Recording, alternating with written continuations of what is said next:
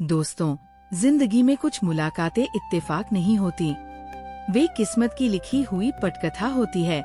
आज की कहानी भी कुछ ऐसी ही है, जहां एक बारिश, एक रेलवे स्टेशन और दो अजनबी जिंदगियां हमेशा के लिए जुड़ जाती है।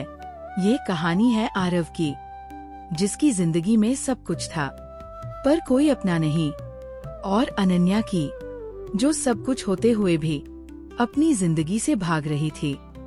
जब पहली बार उनकी नजरें टकराईं, तो किसी ने सोचा नहीं था कि ये मुलाकात प्यार से ज्यादा कुर्बानी की कहानी बन जाएगी। ये सिर्फ एक प्रेम कहानी नहीं है, ये डर के खिलाफ खड़े होने की कहानी है, सच की कीमत चुकाने की कहानी है, और उस प्यार की कहानी है जो साथ रहने से पहले बचाने का हौसला देता है। तो अगर आप तैयार हैं एक ऐसी कहानी सुनने के लिए जो दिल को छू जाए और आखिर तक बांधे रखे, तो चलिए शुरू करते हैं। बारिश, स्टेशन और अधूरी किस्मतें। बारिश सिर्फ पानी नहीं होती, कभी कभी वो जिंदगी को धोकर सच सामने ले आती है। उस दिन भी बारिश कुछ ज्यादा ही जिद्दी थी। रेलवे स्टेशन की जमीन पर पानी जमा था, लोग जल्दी जल्दी भाग रहे थे, पर आरव धीरे चल रहा था। उसे कहीं पहुंचने की जल्दी नहीं थी, क्योंकि उसकी जिंदगी वैसे भी एक ठहराव में फंसी हुई थी। 3 साल पहले माँ चली गई थी, पिता थे नहीं, और प्यार उसे कभी मिला ही नहीं। ट्रेन से उतरते ही उसकी नजर सामने खड़ी लड़की पर पड़ी। नीली साड़ी, कांपते होंठ और आँखों में ऐसा डर जैसे वह किसी से छिप रही हो। वह बार बार पीछे देख रही थी। आरव को समझ नहीं आया कि क्यों, लेकिन उसका मन बेचैन हो गया। तभी लड़की के हाथ से पर्स गिरा। आरव ने बिना सोचे उठाया। आपका? लड़की ने पलटकर देखा। बस वही पल था जैसे समय रुक गया हो। उसकी आंखों में आंसू थे, लेकिन मुस्कान सच्ची थी। थैंक यू, मैं बहुत घबराई हुई थी। नाम? अनन्या। बारिश और तेज हो गई। दोनों चाय की दुकान के नीचे खड़े हो गए। भीड़ थी, शोर था, फिर भी दोनों को लग रहा था जैसे वे इस स्टेशन पर अकेले हैं। अनन्या ने धीरे धीरे बोलना शुरू किया। क्या आपको कभी ऐसा लगा है कि आपकी जिंदगी किसी और की लिखी स्क्रिप्ट बन गई है? आरव ने पहली बार किसी अजनबी से इतना गहरा सवाल सुना था। हर दिन, उसने कहा। अनन्या ने बताया। उसकी शादी तय कर दी गई थी।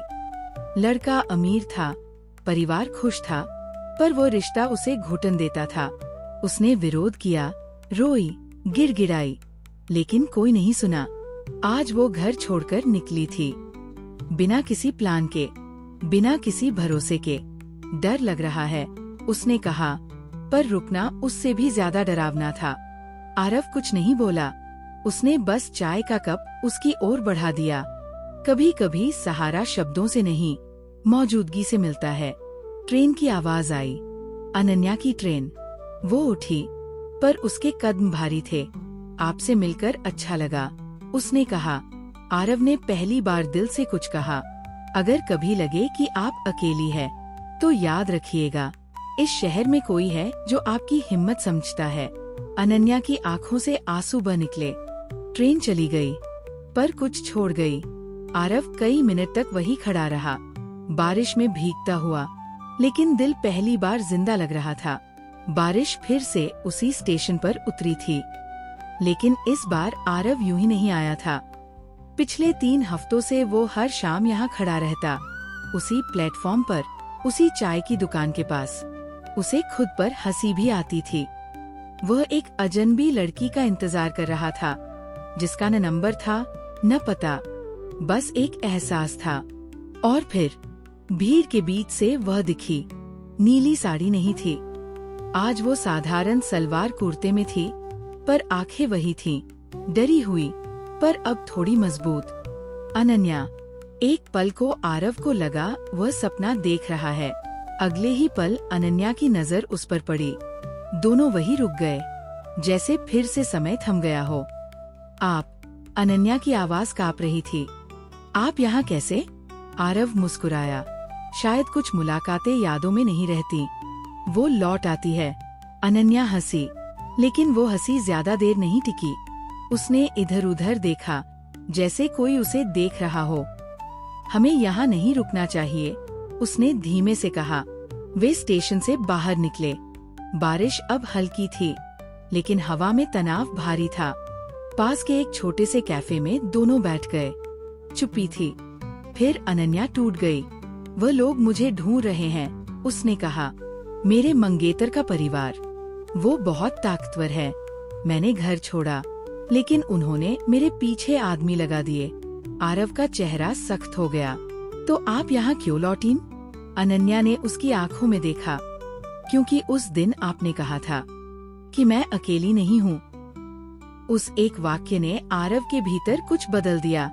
उसे समझ आ गया, ये कहानी अब सिर्फ मुलाकात नहीं रही।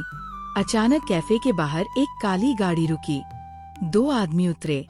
अनन्या का रंग उड़ गया। वो आ गए, उसने फुसफुसाया।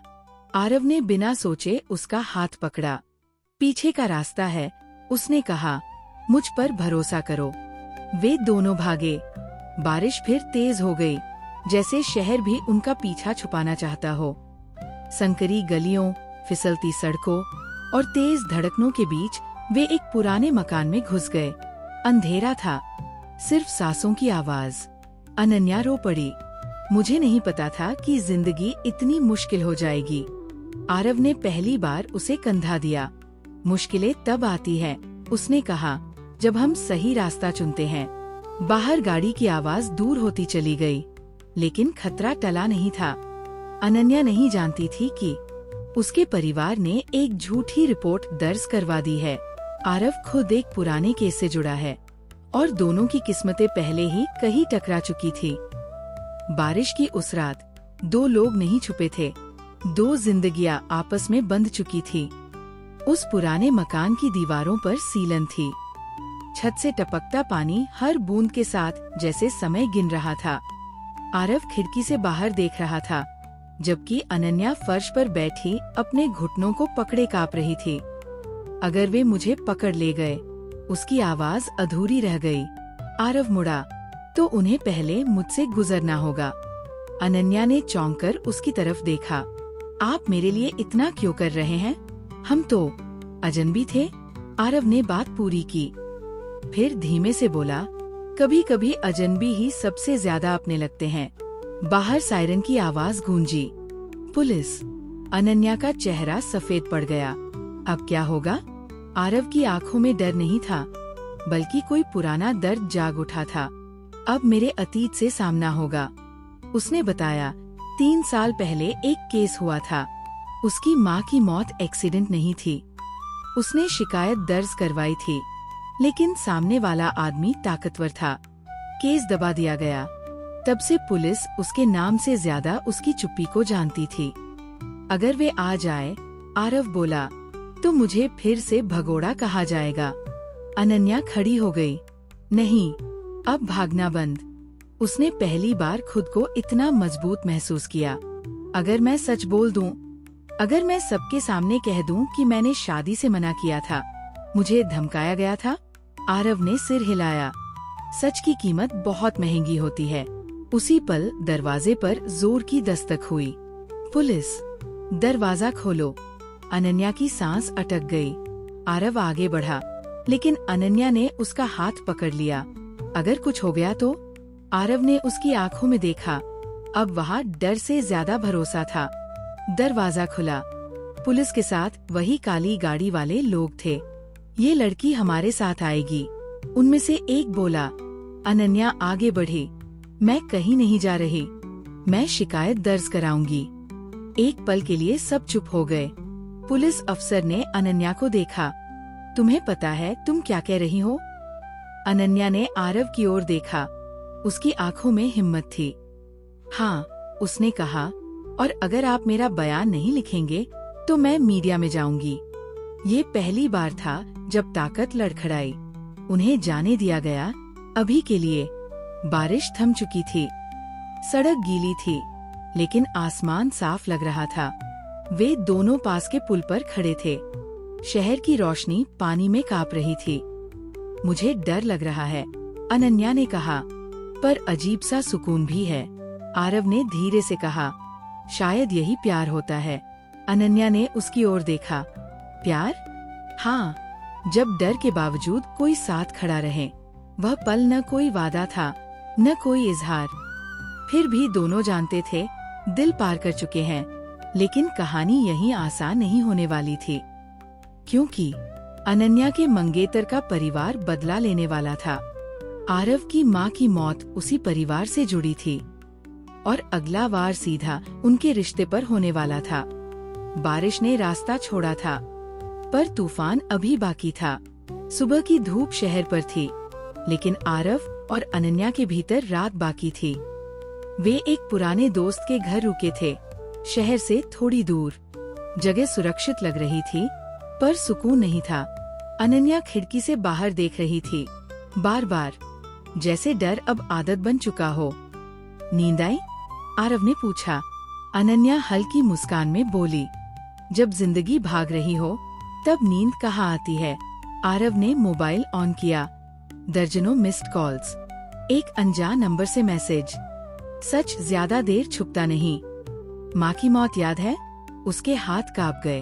अनन्या ने पढ़ लिया। ये वही लोग हैं? आरव ने सिर हिलाया। अब यकीन हो गया है। उसी समय दरवाजे पर दस्तक हुई। दोनों चौकन्ने हो गए। बाहर एक बुजुर्ग आदमी था, सफेद दाढ़ी, थकी आंखें। मैं इंस्पेक्टर वर्मा हूँ, उसने कहा, और मुझे तुम्हें सब सच बताना है। अंदर बैठते ही उसने फाइल खोली। 3 साल पहले जो एक्सीडेंट बताया गया था, वो एक्सीडेंट नहीं था। तुम्हारी माँ एक गवाह थी। उन्होंने एक गैर कानूनी जमीन डील देखी थी। उसी डील में अनन्या के होने वाले ससुर का नाम था। अनन्या सन्न रह गई। मतलब, मेरी जिंदगी जिस परिवार से जुड़ने वाली थी, वही लोग तुम्हारी माँ के कातिल हैं, इंस्पेक्टर ने आरव से कहा। कमरा भारी हो गया। इंस्पेक्टर बोला, मैं तब कुछ नहीं कर पाया। सबूत गायब कर दिए गए। लेकिन अब अनन्या के पास वो डॉक्यूमेंट है जो सब बदल सकते हैं। अनन्या चौंक गई। मेरे पास? हाँ, इंस्पेक्टर ने कहा। तुम्हारे पिता ने कुछ कागज तुम्हारी पढ़ाई के सर्टिफिकेट्स के साथ छुपा दिए थे। वही लोग तुम्हें उस शादी में बांधना चाहते थे, ताकि सबूत उनके पास रहें। सच बिजली बनकर गिरा। उसी पल बाहर टायरों की आवाज आई। गाड़ियाँ। इंस्पेक्टर उठ खड़ा हुआ। वे आ गए हैं। अब भागना नहीं, फैसला करना होगा। आरव ने अनन्या का हाथ थामा। मैं तुम्हें अकेला नहीं छोड़ूंगा। पीछे के दरवाजे से वे निकले। खेत, कच्चा रास्ता, धूल और गोलियों की आवाज। एक गोली आरव के कंधे को छू गई। अनन्या चीख पड़ी। रुको, वह चिल्लाई। अगर उन्हें चाहिए तो मैं जाती हूँ। आरव ने उसे कसकर पकड़ लिया। नहीं, इस बार सच जाएगा, तुम नहीं। इंस्पेक्टर ने गाड़ी स्टार्ट की। कोर्ट। अभी शहर की सड़कें भाग रही थी। पीछा जारी था, लेकिन तभी एक ट्रक आड़े आ गया। टक्कर। सब कुछ थम गया। होश आया तो आरव अस्पताल में था। कंधे पर पट्टी, सिर भारी। पहला सवाल, अनन्या? नर्स ने कहा। वो ठीक है, लेकिन पुलिस उसे प्रोटेक्शन में ले गई है। आरव की आंखें भर आईं। उसे समझ आ गया, प्यार अब इम्तिहान देने वाला है, क्योंकि अनन्या अब सरकारी गवाह बन चुकी थी। आरव के सामने बदले और न्याय में से एक चुनना था, और अगली मुलाकात शायद आखिरी भी हो सकती थी। बारिश फिर होने वाली थी, और इस बार वह किसी को नहीं बख्शने वाली थी। अदालत की इमारत बाहर से शांत लगती है, लेकिन भीतर सैकड़ों जिंदगियां लड़ी जाती है। अनन्या गवाहों वाले कमरे में बैठी थी। सफेद सूट, बाल बंधे हुए, चेहरे पर थकान। उसके सामने मेज पर वही कागज थे, जिनकी वजह से उसकी पूरी जिंदगी पलट गई थी। दूसरी तरफ अस्पताल से डिस्चार्ज होकर आरव अदालत के बाहर खड़ा था। कंधे का दर्द अब भी था, लेकिन उससे ज्यादा दर्द अंदर कहीं और था। अनन्या को देख न पाने का। उसे साफ कह दिया गया था, गवाह से कोई निजी मुलाकात नहीं होगी। दरवाजा खुला। अनन्या अंदर गई। विपक्ष के वकील ने मुस्कुराते हुए सवाल शुरू किए। आप भावनात्मक दबाव में हैं, है ना? क्या ये सच नहीं कि आप इस युवक आरव के प्रभाव में आकर बयान दे रही हैं? अनन्या के हाथ कांप गए। एक पल को उसने आरव की आंखें याद की, बारिश में भीगी, भरोसे से भरी। उसने गहरी सांस ली। नहीं, उसने कहा, मैं सच के प्रभाव में हूँ। कोर्ट में हलचल हुई। फिर सबसे कठोर सवाल आया, अगर आपको सुरक्षा और सम्मान का वादा दिया जाए तो क्या आप ये केस वापस लेंगी? कमरे में सन्नाटा। अनन्या जानती थी, अगर वो हाँ कह दे तो ये सब खत्म हो सकता है। कोई पीछा नहीं, कोई डर नहीं, और शायद आरव भी सुरक्षित। उसने आंखें बंद की, फिर बोली, न्याय बिना सच के नहीं मिलता, और सच बिना कुर्बानी के नहीं। बयान दर्ज हो गया। उसी शाम अदालत के आदेश आए। अनन्या को विटनेस प्रोटेक्शन में भेजा जाएगा। नया नाम, नई जगह, पुरानी जिंदगी से पूरी तरह दूरी। आरव को ये खबर फोन पर मिली। वह देर तक चुप रहा, फिर बस इतना पूछा, क्या मैं उससे मिल सकता हूँ? आखिरी बार? जवाब आया, नहीं। बारिश शुरू हो गई। आरव उसी स्टेशन पर आ गया जहाँ सब शुरू हुआ था। वही प्लेटफॉर्म, वही चाय की दुकान, लेकिन आज भीड़ के बीच वो अकेला था। उसी रात अनन्या को एक सुरक्षित घर में ले जाया जा रहा था। गाड़ी की खिड़की से उसने शहर की रोशनियां देखी, और हर रोशनी में आरव का चेहरा। उसने जेब से एक कागज निकाला, एक छोटा सा पत्र जो वो कभी दे नहीं पाई। अगर हम कभी न मिले तो जान लेना, तुम मेरी हिम्मत थे और मेरा सबसे सच्चा प्यार। दोनों अलग अलग जगहों पर एक ही बारिश में भीग रहे थे, लेकिन कहानी अभी खत्म नहीं हुई थी। बारिश उस रात भी हुई थी, लेकिन ये वही बारिश नहीं थी जो दो अजनबियों को स्टेशन पर मिलाती है। ये वो बारिश थी जो हिसाब लेने आती है। आरव को देर रात एक अनजान नंबर से कॉल आया। आवाज धीमी थी, जहरीली। अगर अनन्या जिंदा चाहिए तो माँ के केस से पीछे हट जाओ। फोन कट गया। आरव देर तक मोबाइल पकड़े बैठा रहा। उसे पहली बार डर नहीं लगा, उसे गुस्सा आया। सुबह होते ही वो इंस्पेक्टर वर्मा के पास पहुंचा। वे आखिरी चाल चल रहे हैं, आरव बोला, और अब मैं पीछे नहीं हटूंगा। उसी दिन अदालत के बाहर हड़कंप मच गया। अनन्या को दूसरी जगह शिफ्ट किया जा रहा था। गाड़ियों का काफिला निकला ही था कि फायरिंग शुरू हो गई। चीखें, अफरातफरी, बारिश और बारूद की गंध। आरव वही था। एक हमलावर सीधा अनन्या की गाड़ी की ओर बढ़ा। एक सेकंड भी नहीं सोचा गया। आरव सामने आ गया। गोली चली। सब कुछ थम गया। अस्पताल, मॉनिटर की बीप, सफेद रोशनी। अनन्या की आंखें खुली। पहला नाम जो उसके होठों पर आया, आरव। डॉक्टर चुप थे। इंस्पेक्टर की आंखें झुकी हुई थी। अनन्या समझ गई। वह भागी। आईसीयू के बाहर आरव लेटा था, सीने पर पट्टी, चेहरा शांत, जैसे बारिश थम गई हो। उसके हाथ में एक कागज था। अनन्या ने कांपते हाथों से पढ़ा, कुछ प्यार साथ रहने के लिए नहीं होते, कुछ प्यार बचाने के लिए होते हैं। अगर मैं न रहूं, तो भी डर के खिलाफ खड़ी रहना, वही मेरी जीत होगी। अनन्या की आवाज टूट गई, लेकिन आंसू नहीं गिरे। उसी दिन फैसला आया। केस जीता गया। बड़े नाम गिरे। सच जिंदा रहा। 1 साल बाद वही रेलवे स्टेशन, हल्की बारिश, चाय की दुकान के पास एक औरत खड़ी थी। नीली साड़ी, आँखों में सुकून। अनन्या, वो हर साल यहाँ आती थी, कुछ कहने नहीं, कुछ महसूस करने। तभी किसी ने पीछे से कहा, आज भी बारिश को जिद है। अनन्या का दिल धड़कना भूल गया। वह मुड़ी। आरव, जिंदा, कमजोर, लेकिन मुस्कुराता हुआ। डॉक्टरों ने कहा था, किस्मत ने साथ दिया। उसने कहा।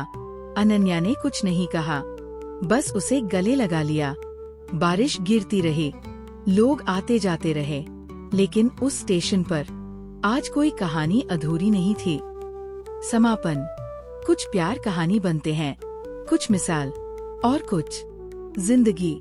दोस्तों, ये कहानी यही खत्म नहीं होती, क्योंकि कुछ प्यार किताबों में नहीं, जिंदगी में जिंदा रहते हैं। आरव और अनन्या की तरह, जो मिले तो इत्तेफाक से, पर जुड़े कुर्बानी से। बारिश आज भी उस स्टेशन पर गिरती है, पर अब वो डर नहीं लाती। वह याद दिलाती है कि अगर नियत सच्ची हो, तो हालात कितने भी अंधेरे क्यों न हो, इश्क रास्ता ढूंढ ही लेता है। ये कहानी हमें सिखाती है कि प्यार सिर्फ साथ रहने का नाम नहीं, कभी कभी किसी को बचाने के लिए खुद को दाव पर लगाने का नाम है। अगर इस कहानी ने आपके दिल को छुआ हो, तो इसे सिर्फ वीडियो मत समझिए, इसे एक एहसास समझिए। वीडियो पसंद आए तो लाइक करें, अपने जज्बात कमेंट में लिखें, और ऐसी ही दिल को छू जाने वाली कहानियों के लिए चैनल को सब्सक्राइब करना न भूलें, क्योंकि कहानियाँ खत्म होती है, पर एहसास नहीं।